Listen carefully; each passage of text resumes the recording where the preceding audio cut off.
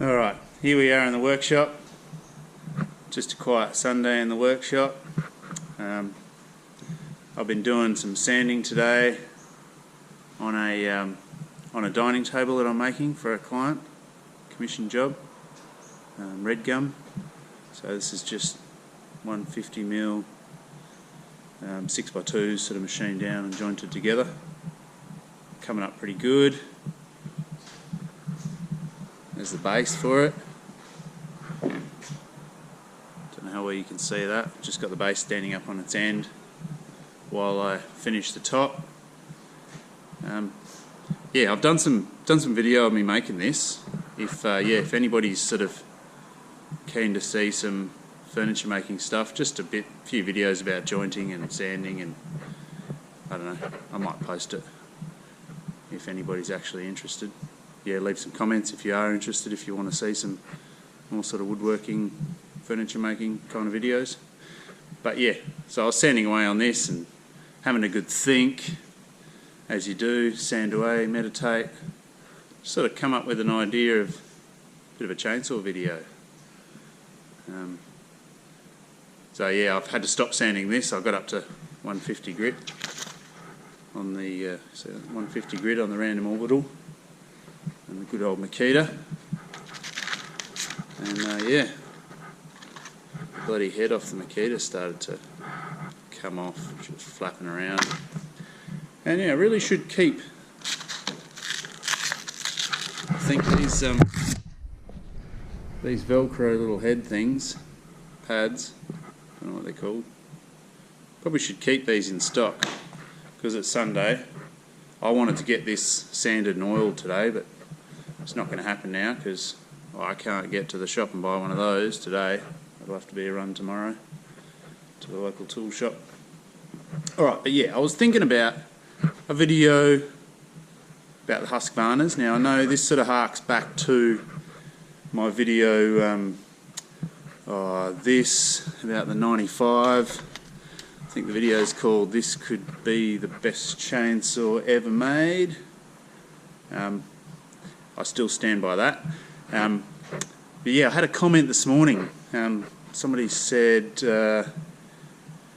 yeah, I think the 372 XP could arguably be the best chainsaw ever made.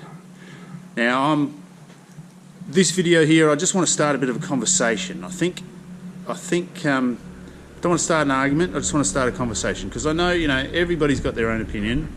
I've got my opinion, which is going to differ from somebody else's opinion. I'm not saying somebody else is wrong. I think that's the beauty of humanity in the world, is we're all individuals. We all have our own opinion, and we take what we want, information from where we want, and make up our own judgments. And yeah, different strokes for different folks. For me, for what I predominantly do with that saw, that's perfect. Big wood, big hardwood. She just loves it. But yeah, I can imagine for some other people who might be doing something different, maybe felling trees, commercial feller. I think yes, you could be right. The 372, which is that one, that could be the best saw ever made. I've just sort of, yeah, I think part of this video is a bit of a, I want to get some opinions of other people.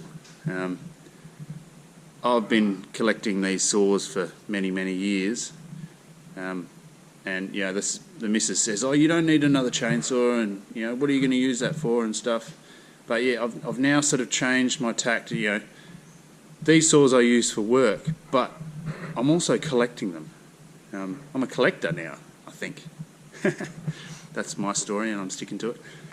So what I'm trying to do is collect some of the best chainsaws, not just Husqvarnas, but there's my group of climbing saws.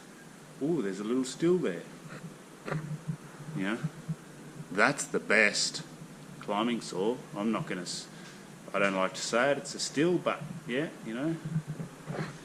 200T, that is the pick of that bunch.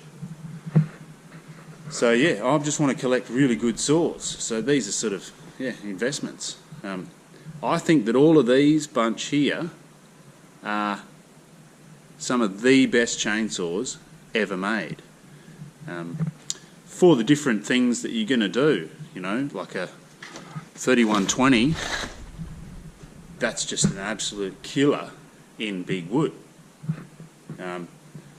It's heavy to lug around. I wouldn't want to be carrying that around all day, but you sit it on a log, pull that trigger, and she just falls through.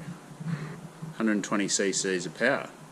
Husqvarna power, you know. What do you want? 95. You know, that's a bit of a one-trick pony, that one. 95, then we're starting to get into things that you can actually lug this around the forest. It's going to just pull through any wood you want it to. You can lean on it. 24-inch bar on that, just perfect. Yeah, I can fell any tree with that. Husqvarna reliability, you know, that's like I said in my last video. That thing's 15, 18 years old or whatever it is. Yeah, 18 years old. And then you get into the 72, you know. I'm just starting to play with 72s now. This is my first 72. I'm just about to really play with them. I'm rebuilding that one, waiting on some parts for that. I haven't really, this one's got damaged bore, so this one's not running right. That one over there is going to be my first little foray into the 372 world. But everybody that talks about this saw reckons that that is the best saw ever made. And I'm starting to come around a bit, you know. I've been working on these a little bit and working on that one there and thinking it's just like the 95, just a really simple saw to work on. And hopefully just, yeah, power delivery in that is going to be top notch. And I'm looking at these two saws thinking they're just they're the same sort of saw. They're the same saw. Just like a little mini 95. I like it. And then the 365 Special, you know, Old Faithful. That thing is a ripper saw as well. What can I say about that? Have a look at the video that I did just recently where I was doing, I think I've called it 3120 test cuts. So I just got this saw, cleaned it up, just got it from my stepfather, cleaned it up, did some test cuts, and I sort of compared this one, the 65 and the 62. And 62 was the quickest out of the little ones. It beat the 65 just. I think this was a 29-second cut, this was a 30-second cut. And then you got up to, this one was a 24-second cut. And then, don't quote me on these times, I'm just talking off the top of my head here. If you want to know the real times, go back and watch the video, Making Noodles and Test Cuts with the 3120, I think it's called. Yeah, so that was, so what do we got? We got 29, 30, this one was 24 seconds or 25 seconds, I think. And then this one just ripped through it and beat everybody. That was 20 seconds, 20-second cut. And since that time, I've actually rebuilt that because that had a damaged bore as well.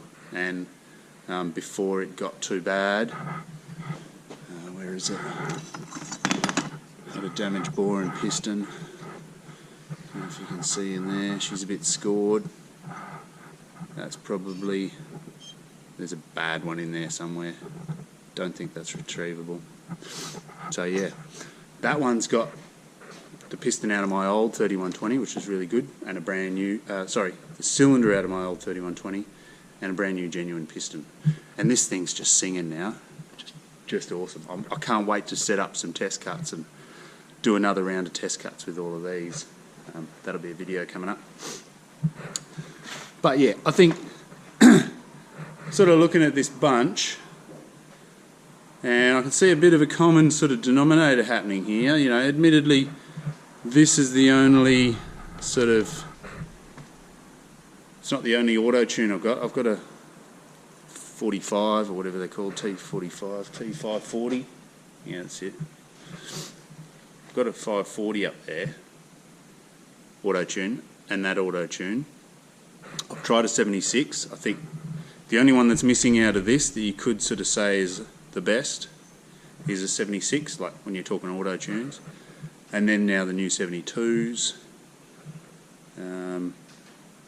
But yeah, I think I prefer the old 3 Series. This is what I'm thinking is the common denominator in the best Husqvarna, possibly the best chainsaws ever. The 3 Series. Old school, easy to work on, nice power. Like this thing screams and falls through the wood, but I actually sort of prefer using this. This thing's screaming and just spitting out chips, and it just, to me, it just sounds like it's about to blow up. It's screaming so hard. And yeah, that might be a great thing, but you know, I'm a bit of a sort of, I like the old thumper XRs in a motorbike more so than the sort of crazy screaming CRs, I'm a bit of a thumper man, and these sort of 65, 72, 95, 3120, they just remind me of thumper motorbikes, 4-stroke motorbikes. Just torque, nice torque, not so much revs. Alright. So, just a little opinion, my opinion. I really want to start this conversation. I think it's an interesting one. Everybody talks about their favourite saw, and I think it's a really objective kind of thing, and depends what you do, what you know. I'm not trying to argue with the still people, because you know what you know and you like what you know, and I've never really had any stills. I've used a few, but not for long periods of time, so I can't really make a judgment about still. I just know what I know about Huskies, and for me, this bunch here are the best Huskies ever made. 62 screams, 65 reliable, nice little saw. 72, don't know too much yet, but I'm going to find out soon. 95, yeah, old faithful. 3120, absolutely the machine for big wood. So it looks like the 3 Series is the go. What else have we got up there? Climbing saws, they're all nice climbing saws. We'll talk about them another day. This little thing here, that is the most used saw amongst all the crew, and on any job, that one has the most tanks of fuel through it. Just start it, cut, start, cut, and yeah, that thing is an absolute beast as well. For a little saw, you cannot go past this simple little 340.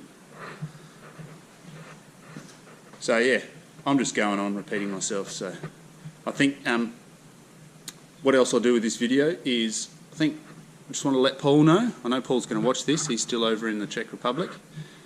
Paul, I've got your 61 going. So that's all freshened up, serviced, carby kit, a few other bits and pieces put on it, some bits that it needed, some genuine parts. And yeah, I'll do another video soon of this one coming together and testing it out. And yeah, I also wanted to put it out there. When I bought the 72, that one, I hope the missus doesn't watch this because she doesn't know I bought a second 72 yet. I got these. It had 5 of these genuine starter assembly, they call it, in the packet, and I thought they were starter assemblies for a 72, but I've since gone to the shop and looked at, focus, that number, and I think these are actually starter assemblies for a 85 XP, 385 and a 390. So yeah, I'll just put it out there. If there's anyone in Australia, I think we'll just keep it to Australia because overseas shipping is going to be way too hard for me to figure out. If there's anyone in Australia that's got an 85 or a 90, I'd love to hear what you think about the 8590 in comparison to those saws. And two, if anybody wants to buy a starter assembly, I've got 5 of the things. Brand new, genuine, still in their plastic. Yeah, 5 of them that I don't need. Because they don't fit anything that I've got here. Unless I go out and buy a 90. Yeah. Don't think so. I might get in way too much trouble from the missus if I go buy another brand new big saw. But yeah, I think the next one I'm going to get is probably a 76. I've tried the 76 out and that's an absolute beast. The big race video, we're going to do a rematch because my mate's 76 beat the 95. So I want a rematch and we'll try that out. Alright, I'm going to finish it up here. What are we? 16 minutes of me rambling. Alright, cool. See you next time. If you want to see more videos like chainsaw stuff, please subscribe. I'm just going to keep putting up Husky chainsaw videos. If you want to see more furniture making videos, let me know. I've got some 4-wheel drive videos coming up, and yeah, lots going on. Alright, thanks people. See ya.